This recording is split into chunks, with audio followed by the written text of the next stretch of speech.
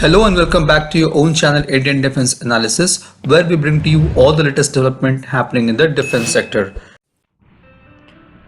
In our last video, we have discussed in detail about the impact of Russia-Ukraine conflict on the supply and overhaul of Indian Navy's warship. Considering India's dependency on Russia, there are many more armed forces hardware that is going to face a similar or even worse logistic challenges on the supply and spare and maintenance, as more than 60% of India's military hardware is of Russian origin. The three main weapons that are going to be impacted due to the ongoing conflict is tanks, infantry fighting vehicles, and Russian origin fighter jets. Indian Army is the largest operator of T90 tanks, even more than Russia. It has massive 2078 tanks in service at present. The T90 is being licensed manufactured at Heavy Vehicles Avadi, Tamil Nadu. Besides T90 Bhisma, Indian Army operates a massive fleet of 2,400 T-72 tanks.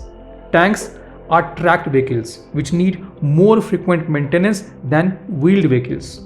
Tanks need maintenance after operating every 500 kilometers. With Indian Army operating a massive fleet of Russian tanks, there is always heavy demand for maintenance, overhaul and spares.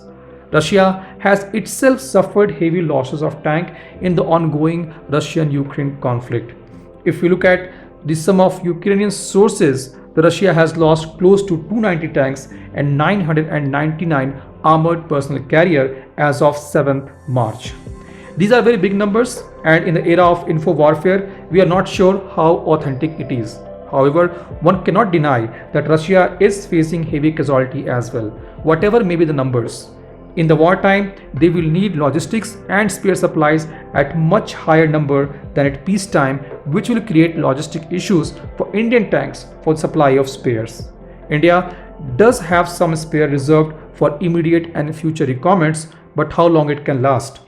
India might have to work through diplomatic channel with Russia to ensure the regular supply of these spares.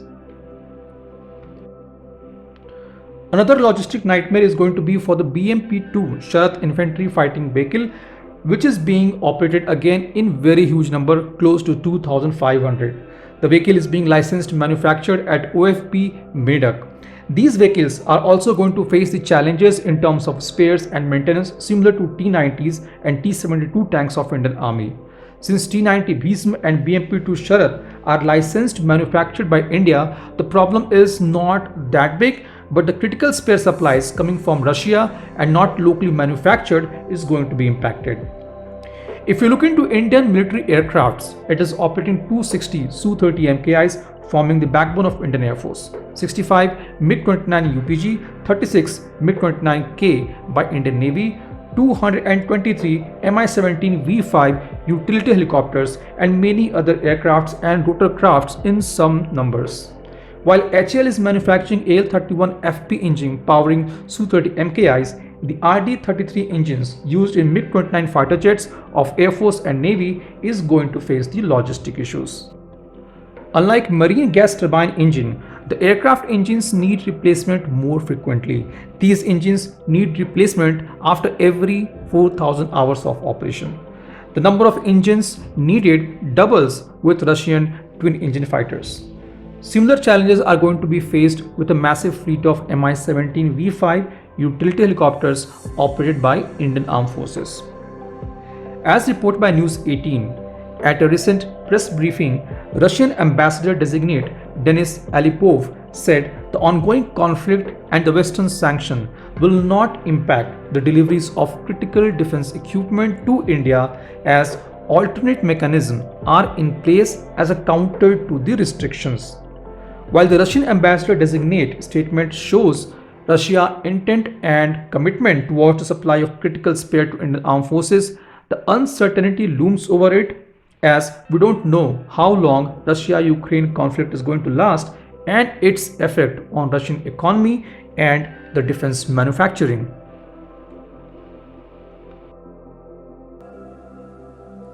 This was today's update. Please let us know what is your views about these in comment section. Feel free to post your comments and suggestions about any topic related to defense sector on which you want to hear from us. With this, I would like to say goodbye and Jai Hind friends. Please like and subscribe our video if you have not done already. We'll be soon back with more interesting and amazing development happening in defense sector.